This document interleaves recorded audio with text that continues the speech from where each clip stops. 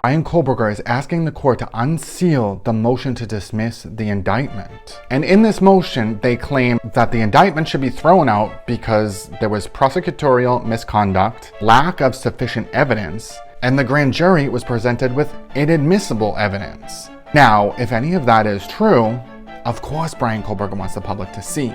This could also be a strategy where they know the state is going to fight this. Public never gets to see it, so the public just assumes the state's hiding something, right? Because people really are into the big conspiracy things nowadays. And so that's just going to cast more doubt on the state's honesty.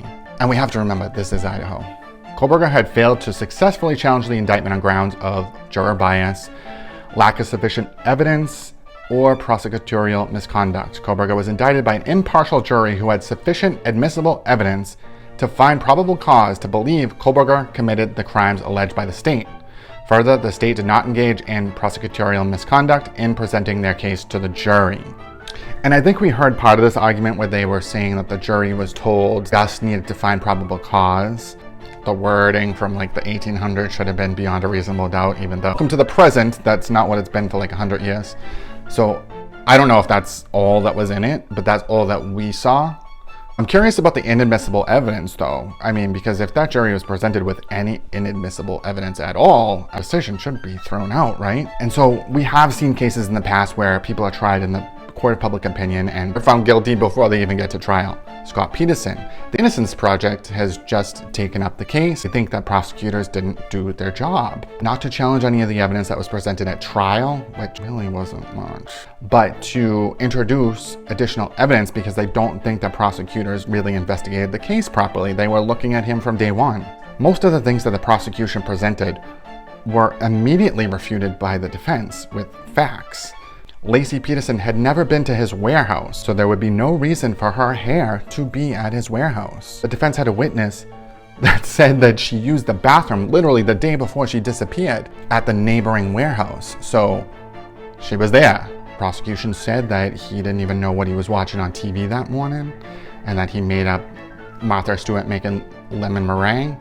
And the defense brought in the video of that day where that's exactly what happened on the TV. Prosecution claims that she was murdered the night before, but someone was searching for like sunflower designs and umbrellas or something on the home computer that morning, which, you know, Scott Peterson's not big into sunflowers, but Laci had a sunflower tattooed on her arm. Her family was completely behind him. He's innocent. We need to find Laci. Until his mistress came out. The police department had the mistress do a press conference and say, you know, I was like sleeping with Scott Peterson for the month of December. And everyone turned on him. Oh, he's guilty because he was having this affair, which, I mean, one thing does not equal the other, but, you know, he's a liar and then no one trusted him anymore. To have her do a press conference like that, I mean, that is wild. As soon as he was arrested, the public was like a lynch mob. And I think in this day and age, that wouldn't have happened because you have cyber sleuths now that are kind of following up with what the cops are saying.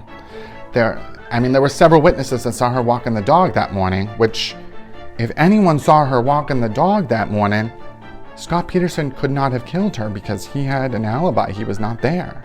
Probably the biggest thing in that case was there was a home that was burglarized across the street from the Petersons' home that same day. Police, however, said, oh no, that didn't happen till December 26th, till after she was gone, yada, yada, yada.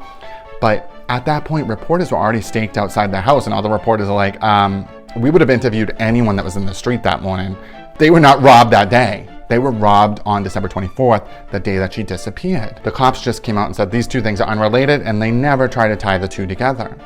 So the Innocence Project wants them to test the DNA in the van. It's been so many years, like, I don't know. I don't know if they'll find anything. They should have done that and they never did. And maybe on some of the stolen merchandise, they want to see if any of her hair or anything is there. Which I think is valid, but I mean, are they just gonna let him out of jail if they find something? I mean, they should. If her DNA is on anything with those people that burglarized that house, in the van and any of the stolen merchandise, then I mean, that means Scott Peterson didn't do it. And so things can change. The cops and the public didn't think Scott Peterson was displaying the right emotions. They didn't like his demeanor. And it really was the wiretapping of the conversations between Scott Peterson and his mistress after Lacey had disappeared that nailed his coffin shut. So for Scott Peterson to be guilty, he had to have taken an 8-month pregnant huge woman in his car, in his pickup truck, no trunk, out in broad daylight, to his work, went on the computer at his work while she's out in the car dead, looked up how to put a Dremel together, put it together, and then he got the boat and went to a marina, also in broad daylight, a 14-foot tiny little boat with a big pregnant woman. And there were witnesses that saw him that day and nothing looked suspicious. And a lot of people argue that you would never be able to throw a 115-pound pregnant woman, weighted body, over the side of a small boat like that without tipping the whole boat over, because you would have had to stand up and I don't know. All I'm saying is that what we think we know, we might not know.